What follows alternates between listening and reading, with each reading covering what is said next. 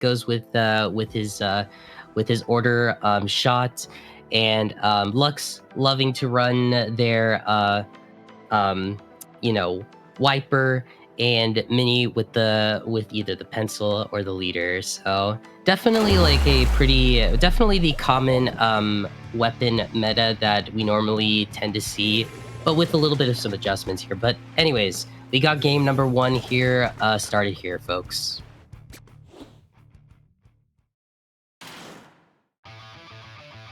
All right, starting off, we do have that pen from Mini, and then, like you said, the wiper and the order shot. And that's a very interesting comp from Vivid Wave. Yeah. I see double backline. Yeah, double. I believe they're running. I see the crab sniper. Yeah, this is definitely an off meta pick for sure here, folks. Yeah, it depends on how they're playing that Charger and the Blob, but the Charger could play it more like a midline like that, but Hammer does come out and it just crushed that crab. Yeah, and this does now enable the members of the Big Fat Sea Cows to go in and capture the zone, and even be able to just go into the spawn point of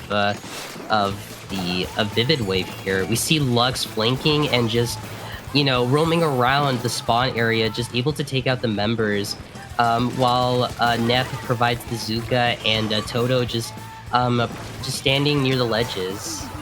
Just providing all of that extra pressure with that wiper. Looks like there is a Kraken out from that Blob Deco, but it's very quickly punished after it kills the bucket. The Charger does get a pick on that shot. Very good pick.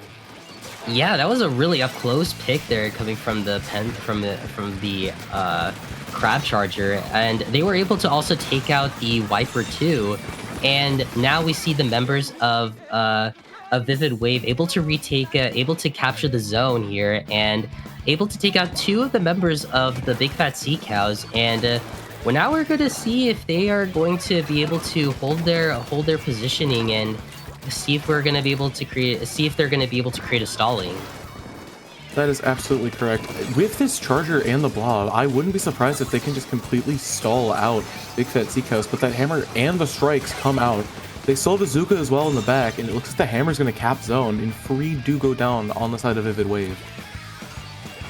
Yeah, that was really incredible. Like from the Big Fat Sea Cows, they were able to they were able to avoid the situation of the double backline and just work around it, and just allowing the members to just go in. But as they are able to retake the zone, we see the members of Vivid Wave trying to retake it, and we see the Crab Sniper just standing put here in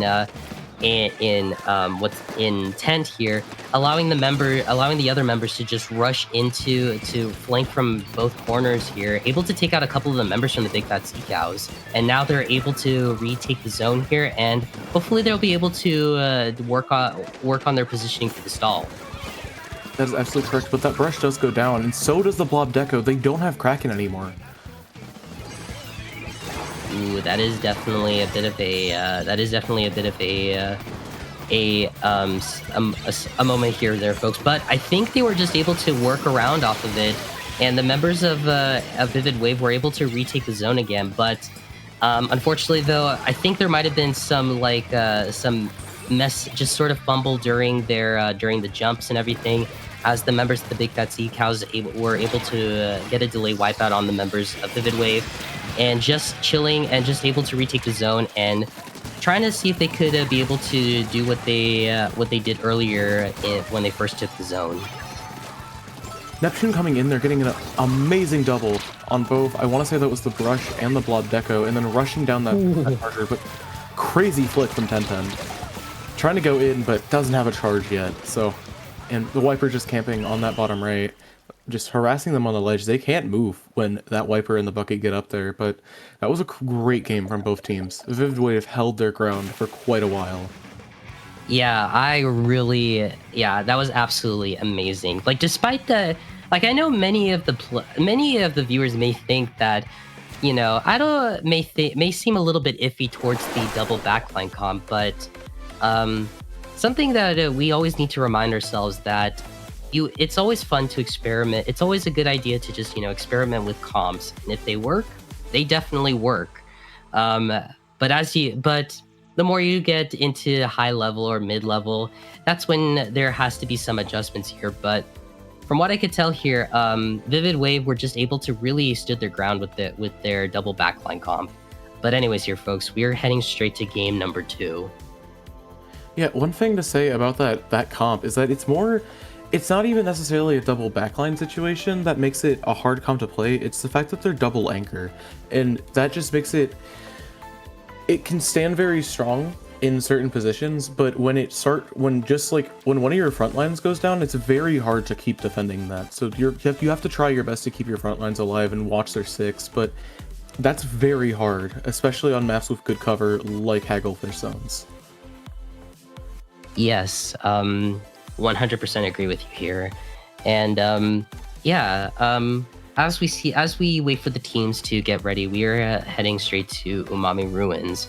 From what I could tell, I know that the Big Fat Sea Cows will pretty much just stick to what they typically like running. I wouldn't expect any comp changes for them. But what about Vivid Wave? Do you think we may be seeing any comp changes? I personally think they might switch off of Crab Charger and go something like Squiffer, just because of that bubble being very strong on the choke points, and then also just their ramp being very valuable with bubble and just able to score clams. Oh, switches to Nautilus. Yeah, by the looks of it, we did see just one little comp change here. Mainly the Crab Charger being switched out for the Splashdown Nautilus here, and sure enough, we see the members of the Vivid Wave able to just capture able to take control of the of mid and able to get a good wipeout on the members of Big Fat Sea Cows, and we see them able to get the first basket here. Tencent ends up getting 3 separate kills before going down and ends up scoring at the same time. And they're still out here holding space on that round. Yeah, and as we see here, Neptune trying to really create a distraction to allow the members of the Big Fat Sea Cows to go in. And sure enough, it really worked out for them as they were able to take out a couple of the members of Vivid Wave here. Now all the Big Fat Sea Cows need to do is to try to retake mid here, as they try to collect as many power clams, and also just try to get enough resources in order to get a really good push here. But that is a wipeout on the side of Vivid Wave. Big Fat Sea Cows are just rushing up, and they have the economy to make a ball. Looks like their pen's about to have one and score it. I'm wondering if this pen is either going to try and set up on Dome and just completely lock out Vivid Wave, or if they're going to play it safer and go to block. We see the hammer popping up from Lux here, but unfortunately does get taken out by, I believe, the assist of the whale there.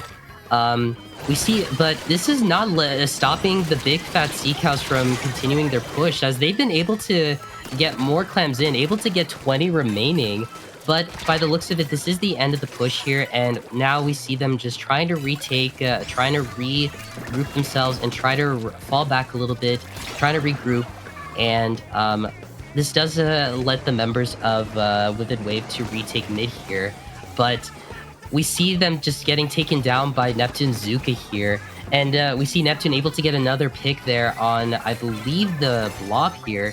And now this does enable the Big Fat Sea Cows to once again retake mid here, and we may see another potential push.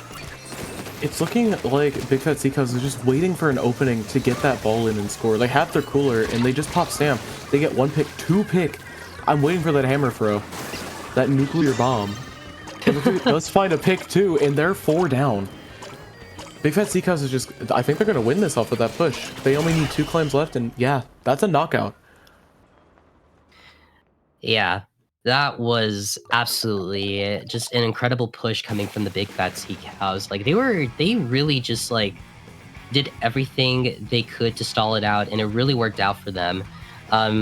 They were slowly trying to just get clams in, as the rest of the other members just slowly, just one by one, are just one by one able to, like, use their resources in stalling the members out from Vivid Wave and getting in. However, though, I do want to highlight Vivid Wave's incredible push during the beginning of the game.